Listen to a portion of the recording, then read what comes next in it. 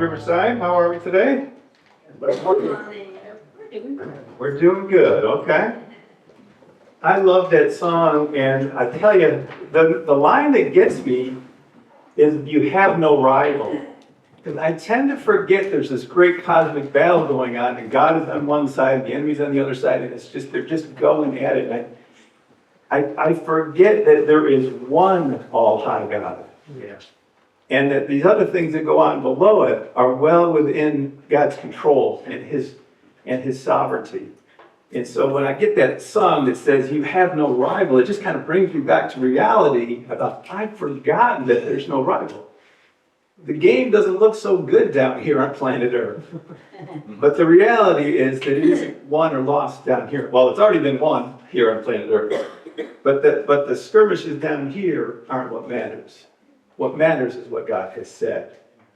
And so I want to give you a message of encouragement today, and I've entitled it, Wisdom, God's Advantage for His People. I'm going to take a story out of 1 Kings to kind of demonstrate that.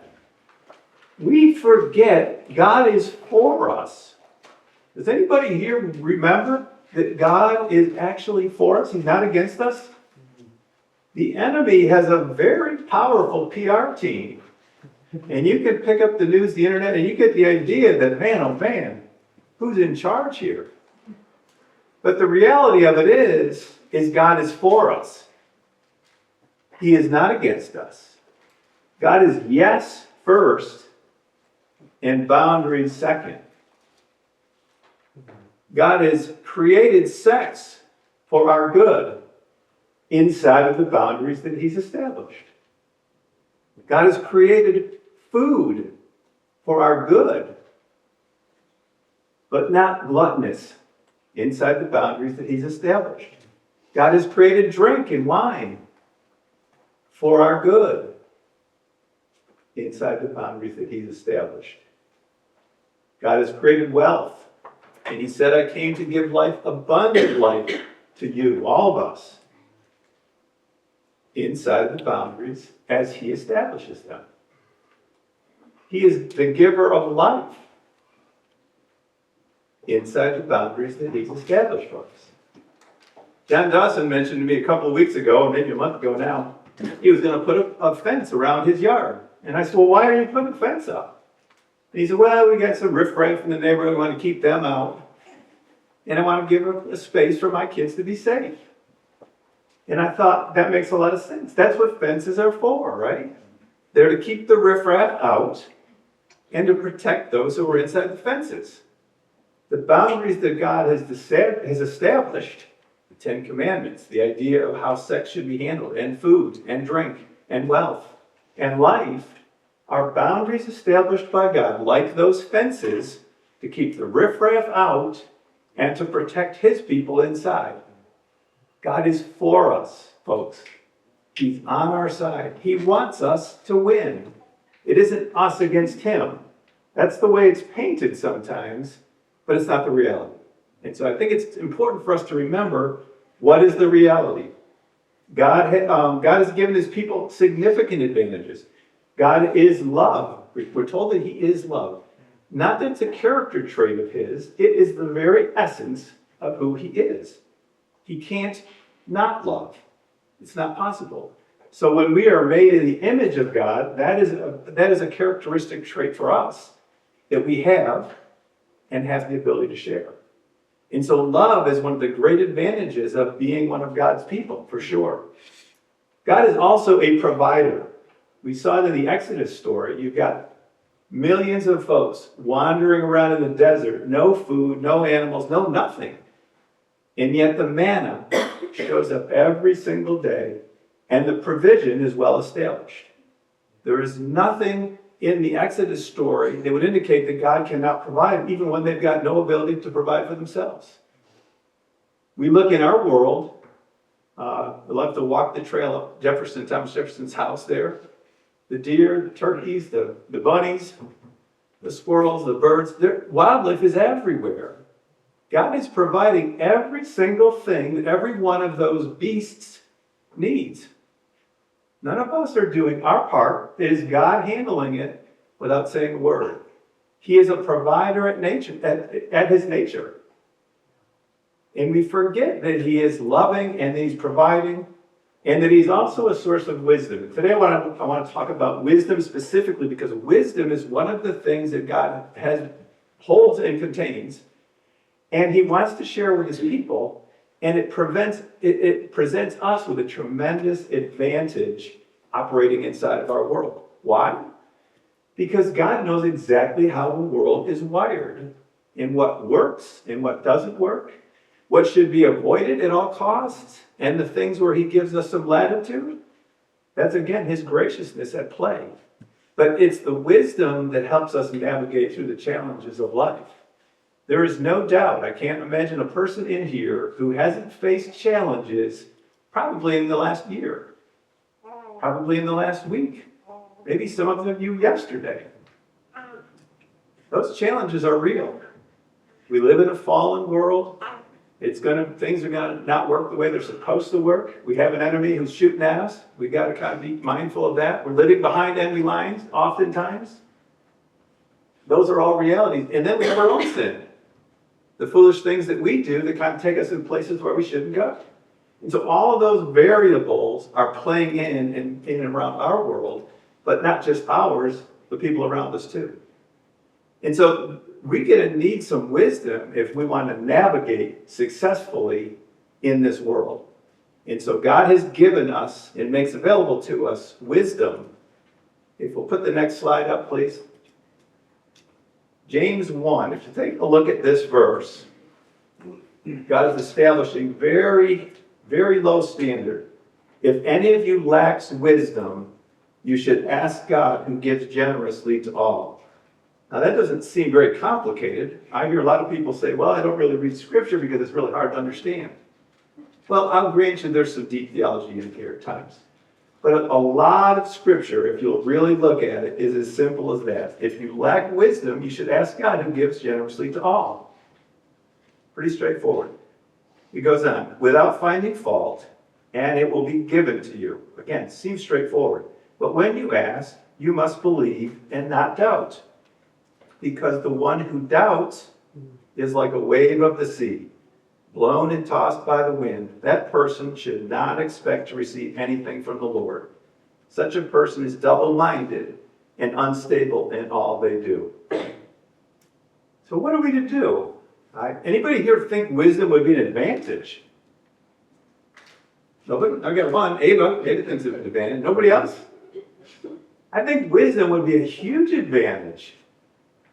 So it would really behoove me to ask for it and to take advantage of it. We have both the idea that if we ask for it, God's going to give it, and he's generous, and he's also not going to find fault. And he's not going to say, you stupid idiot, why are you asking me that? You ask your friend, and they might say something like that, right? Well, that's so stupid, why are you asking that? But that's not the way God views it. He is saying, just ask me. I'm here. That's what I've created you for, is the ability for us to do this. But he then also puts a caution in there. And he says to us, you must believe what I tell you and not doubt. Why would God want us to believe what he tells us? Why would God mislead us? I guess that's the better question. I think what I see a lot of folks do is they run up against a situation that's a challenge for them. And what do? They call their 5 closest friends, say, what would you do? Okay, thank you. What would you do? Okay, thank you. What would you do? Oh, thank you. What would you do? What would you do? We get 5 opinions, throw them on the table and say, I think I like this one the best. And then they proceed. Now that may not be a bad starting place, and certainly there's no problem with reaching out to the people around us and asking for their help with situations.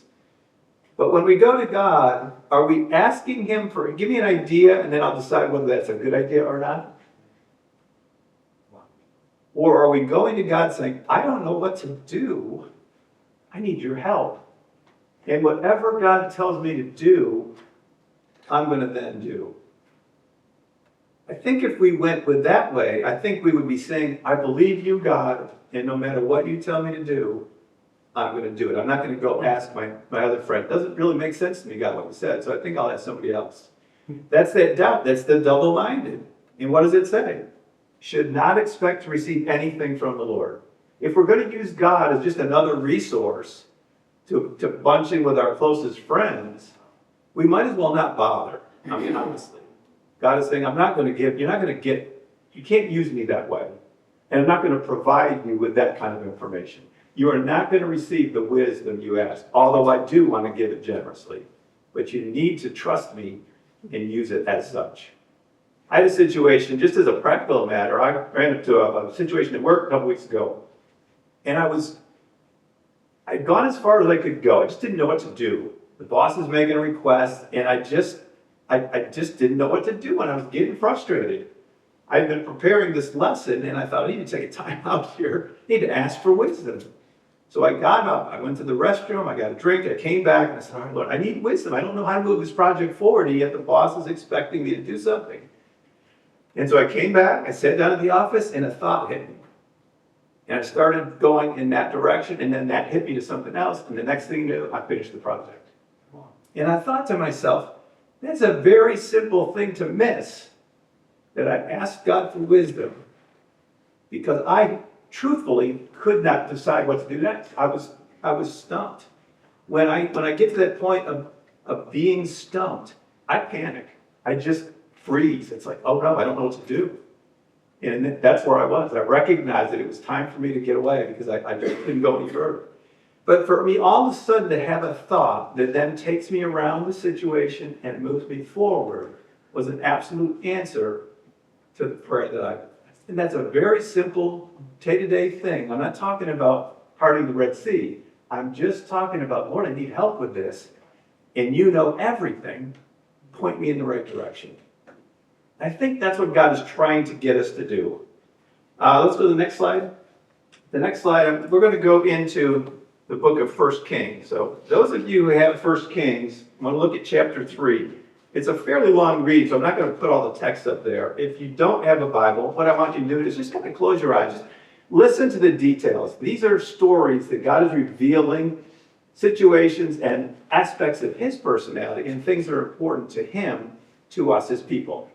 And I think if we'll just listen, you'll hear all kinds of really, really neat information from God.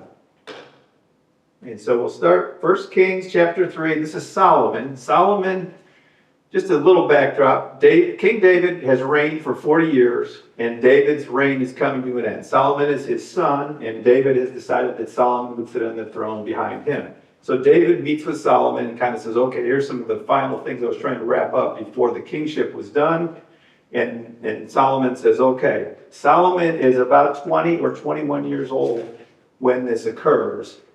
And so he's young, and he's just taking over the kingdom. And so in 1 Kings chapter 3, starting in verse 3, it says, Solomon showed his love for the Lord by walking according to the statutes of his father David, except that he offered sacrifices and burnt incense in the high places. Now just a pause there for a minute. The temple had not been built yet. Solomon is going to build the temple during his reign. And right now the high places are used to worship and to give sacrifices to God. They're giving to the Lord Yahweh in these high places, but these high places, of course, in other places, in other nations, could be used for idol worship as well. Verse 4, the king went to Gibeon to offer sacrifices, for that was the most important high place, and Solomon offered 1,000 burnt offerings on that altar. You get the sense that he's dedicated to what he's doing. Verse 5, at Gibeon, the Lord appeared to Solomon during the night in a dream, and God said, ask for whatever you want me to give you. Solomon answered, you have shown great kindness to your servant my father David, because he was faithful to you and righteous and upright in heart. You have continued this great kindness to him and have given him a son to sit on his throne this very day. Now, O Lord, my God, you have made your servant king in place of my father David, but I am only a little child and do not know how to carry out my duties. Again, keep in mind that he's seen his father reign for 20 years, and he's a young man at this age, just coming into his duties. So he's not a little child in the physical sense, but he is in terms of being a king. Verse 8, Your servant is here among the people you have chosen, a great people, too numerous to count or number. So give your servant a discerning heart to govern your people and to distinguish between right and wrong. For who is able to govern this great people of yours? Keep in mind, if God had said to you, what do you want? Name it. What would you ask for? What would be the things at the top of your list? He says, a discerning heart to govern your people and to distinguish between right and wrong. For who is able to govern this great people of yours? Solomon sounds like he's got some humility. He sounds like he's got some wisdom already. And yet he's asking for this discernment. Verse 10. The Lord was pleased that Solomon had asked for this. So God said to him, since you have asked for this, and not for long life or wealth for yourself, nor have asked for the death of your enemies, but for discernment in administering justice, I will do what you have asked. I will give you a wise and discerning heart, so that there will never have been anyone like you, nor will there ever be. Moreover, I will give you what you have not asked for, both riches and honor, so that in your lifetime you will have no equal among kings. And then he puts an incentive. And if you walk in my ways and obey my statutes and commands, as David your father did, I will give you a long life. Then Solomon awoke, and he realized it had been a dream. He returned to Jerusalem, stood before the ark of the Lord's covenant, sacrificed burnt offerings and fellowship offerings, and then he gave a feast for all of his court. Solomon is asking for things, but notice that none of the things he asked for were for his benefit. The request is that help me lead your people. He said the people are too numerous to count, like the sands of the seashore. We're talking about a lot of people. You can imagine the responsibility that a king would have trying to govern a nation with that many people. And so he's focused in on governing the people, distinguishing between right and wrong. That would seem, if you were a king, it would seem the ability to discern between right and wrong would be a very valuable tool to use in your kingdom. And Solomon recognizes that if I'm going to do this well, I'm going to need that. Keep in mind if you remember David also was on the throne for 40 years. But if you remember the front end, he's in caves and he's hiding. Saul is still the king, and he's been anointed king, and yet he's hiding, and Saul's trying to kill him. He's on the run for a number of years on the front end before he ever actually walks in and takes over the throne. On the back end of his reign, when Solomon would have been alive, remember, David's son Absalom chases him out of the kingship, and he sends him out into the caves again, and he's for years on the run. David was also known as a warrior. Every year he would go into battle with the surrounding nations and take over this land and get in this battle and lose this battle and then come back and defeat. He was a warrior. That's what David did. Imagine being Solomon and saying, that's what I'm stepping into, is to be like my dad. But Solomon probably didn't want to be like his dad. That sounds like a really hard life, that the warrior, king, on the run, on the move lifestyle. He wanted something different. And so he wants to manage the kingdom well. He wants to govern the people well.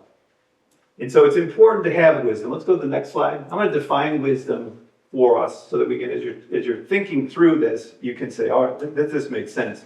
Wisdom is the right use or exercise of knowledge and discernment for avoiding evil or attempting good, which is consistent with the Word of God. So the idea is that we can tell right from wrong, we can know good from evil, but it has to be in accordance to what? It has to be in accordance to God's Word. Real wisdom has to align with what God has said. You think of Ben Franklin, one of the great wisdom persons of our age, right? Look before you leap. That sounds like good wisdom. He who hesitates is lost. That also sounds like good wisdom, except they're in contradiction to each other. So which one is true? You know, the wisdom of the world may have application. I'm not saying that there's wisdom in the world. I'm saying but the ultimate wisdom is going to have to align with what God has said.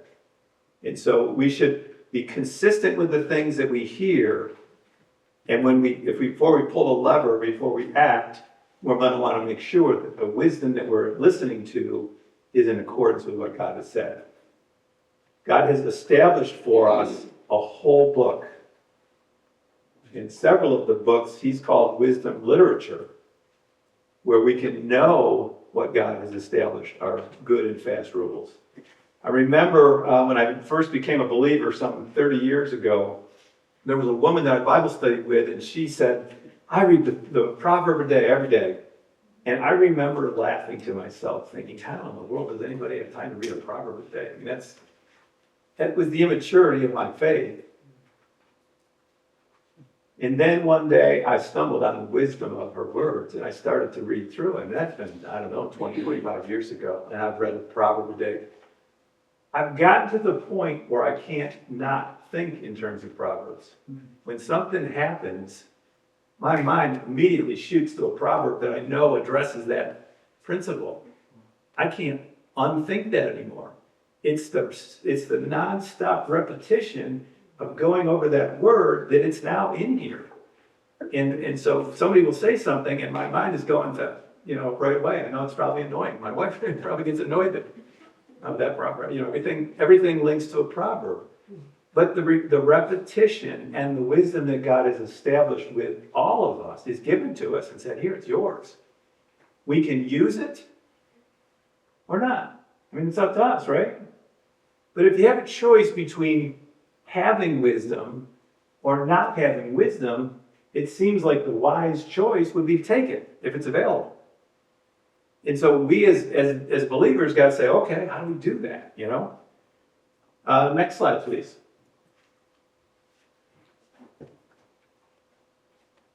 This is the next chapter. This is kind of a summary of Solomon, 1 Kings 4. And it said, for he ruled over all the kingdoms west of the river from Tifsa to Gaza and had peace on all sides.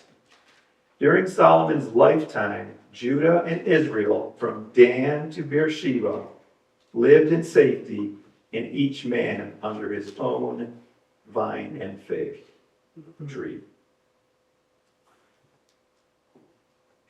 Keep in mind, Solomon knew David's reign as a war-infested time of expansion. And yet Solomon reigned also for 40 years, and the summary at the end of his life is he lived in safety on all sides.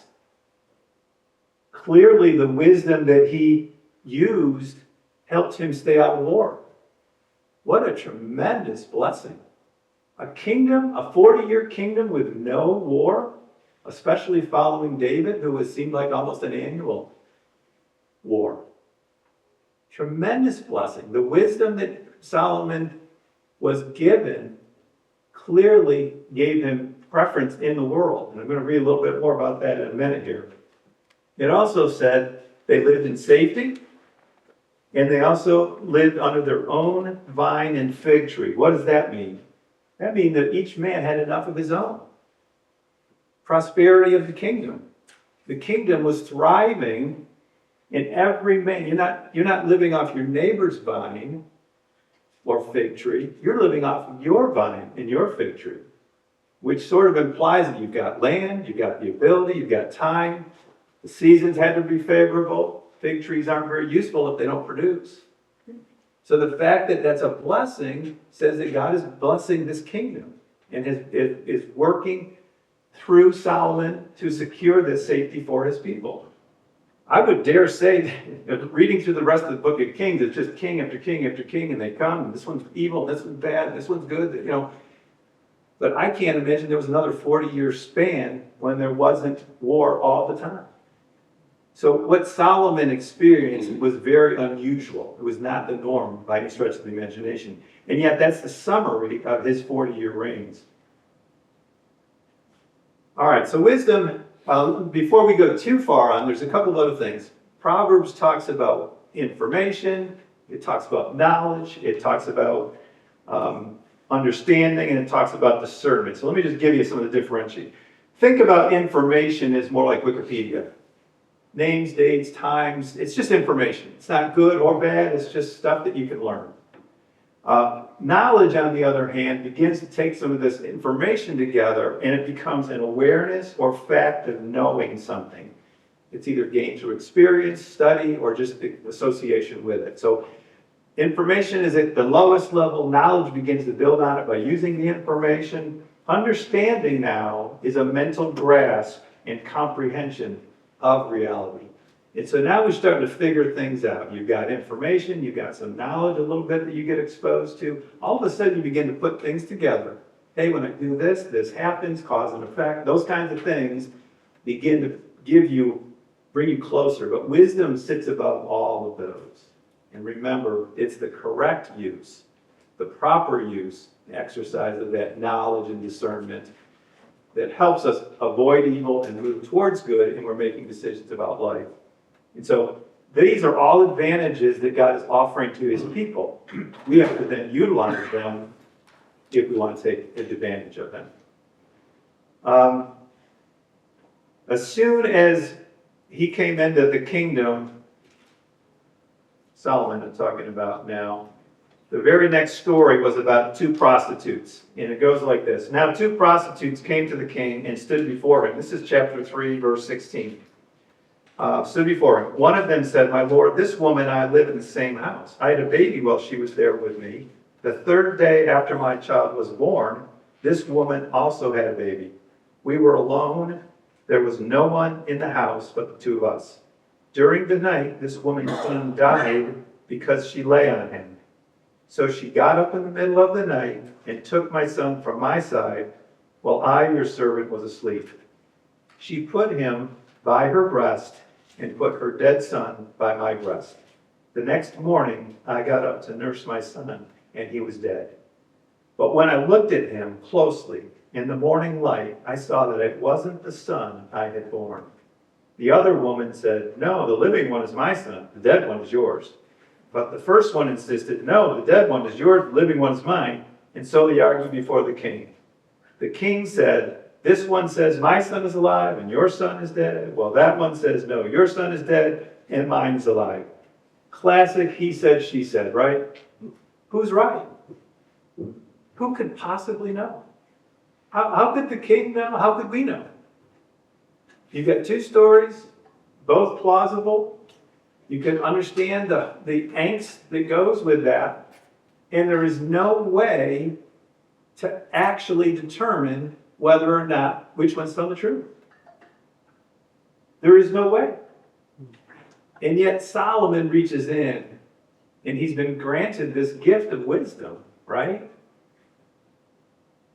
And so it says, "Then the king said, 'Bring me a sword.' So they brought a sword for the king. He then gave an order, 'Cut the living child in 2, give half to one and half to the other.' The woman whose son was alive, filled with compassion for her son, and said to the king, 'Please, my lord, give her the living baby. Don't kill him.' But the other said, 'Neither I nor you shall have him. Cut him in 2. Then the king gave his ruling.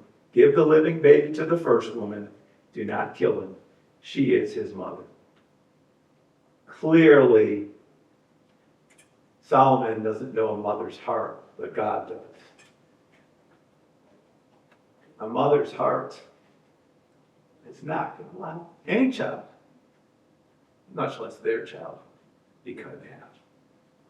And God's wisdom imparted to Solomon begins to set things right in a situation that we have no human way to determine. It's the power of what God's wisdom is. God creates a mother's heart in such a way that a mother could never do this. We run into those kind of situations all the time. We just don't know. It would be wonderful if we had access to God's understanding about the situation. And here's what was said. When all Israel heard the verdict the king had given, they held the king in awe, because they saw that he had wisdom from God to administer justice. They didn't think, wow, Solomon's so amazing. They recognized that it is God himself working through this man that is bringing about things that we can't even understand. That's the wisdom that God is saying, if we will just ask for it, you can have it. This isn't just for Solomon. He was the wisest of all. But we have access to the same wisdom through the same God that Solomon had. And it's available for us today. We don't have to wait. It's available today. And so God's wisdom begins to show itself. I've often said that truth is self-authenticating. At some point, the truth sort of emerges. And that's the way it is with wisdom. God's wisdom begins to go far and wide. If you turn with me to chapter 10, the Queen of Sheba hears about Solomon's wisdom, and she wants to challenge him and see whether what she's heard is true. And so in chapter 10, it says, verse 1, when the Queen of Sheba heard about the fame of Solomon and his relation to the name of the Lord, see, she understands that this is connected to the Lord as well, she came to test him with hard questions. Arriving at Jerusalem with a very great caravan, with camels carrying spices, large quantities of gold, and precious stones, she came to Solomon and talked with him about all that she had on her mind. Solomon answered all her questions. Nothing was too hard for the king to explain to her. When the Queen of Sheba saw all the wisdom of Solomon and the palace he had built, the food on his table, the seating of his officials, the attending servants in their robes, his cupbearers, and the burnt offerings he made at the temple of the Lord, she was overwhelmed. She said to the king, the report I heard in my own country about your achievements and your wisdom is true. But I did not believe these things until I came and saw them with my own eyes. Indeed, not even half was told me in wisdom and wealth. You have far exceeded the report I heard. Now listen to this next verse. How happy your men must be. How happy your officials who continually stand before you and hear your wisdom. Praise be to the Lord your God, who has delighted in you and placed you on the throne of Israel. Because of the Lord's eternal love for Israel, he has made you king to maintain justice and righteousness. This is a queen who came to challenge Solomon because she'd heard that he was so smart. Then she gets there and discovers he's a lot smarter than I even thought. It begins to paint a picture about why the surrounding kings weren't wanting to attack Solomon. Once they recognized, and once she looked around the kingdom, notice what she noticed. Not only is he very, very wise, but look at the palace that he lives in. Notice the food on his table. Notice the seating of his officials. He clearly has a large staff. And the attendants. Look at the servants. Even the robes of the servants are amazing. And his cupbearers. And he has so much, he can afford to burn stuff. He's giving sacrifice. He's got enough for everybody, and he can still burn the excess. She's probably thinking, in our kingdom, we aren't going to burn anything. We don't have enough to go around. What she's recognizing is the God that provides for this kingdom is different than the God that provides for her. She's recognizing that, wow. First of all, he helped solve her problems. So it wouldn't be wise to attack a king that actually helped solve my problems. And secondly, I have a feeling I wouldn't prevail against this kind of king. He's too wise. His God is protecting him and providing for him in a way that I don't see anywhere else. We traveled far and across many lands to get to see this king, And I didn't see anybody who could rival what this guy's got. Like, man, I want to know more about that guy. In her closing statement is, praise be to the Lord your God, and your God has delighted in you. I opened this sermon up with, God is for you. He's on our side. He wants us. She, an outsider, she's not part of the kingdom. She's an outsider. She comes in. She can see that the God is taking delight in you. And he has put the right person in charge over Israel. He loves not only you, he loves all of Israel. He's given them something that can maintain justice and secure righteousness. Wow. What king or queen wouldn't want that? I mean, that would be the ultimate if you're in charge, is to have that kind of stuff. What I think God is doing with his wisdom, let's go to the next slide, is I think that he's drawing the world to him. God is using his wisdom. He draws the world to himself. These kings were coming from far and wide. And if you read through the rest of 1 Kings, what you see, remember, the queen came with a caravan and talents. It says later that she brought 120 things of whatever, gold. Yearly, she was sending 666 talents of revenue. I mean, these kings are bringing riches to Solomon because they want to hear what he had to say. The wisdom that God has is drawing the world to it.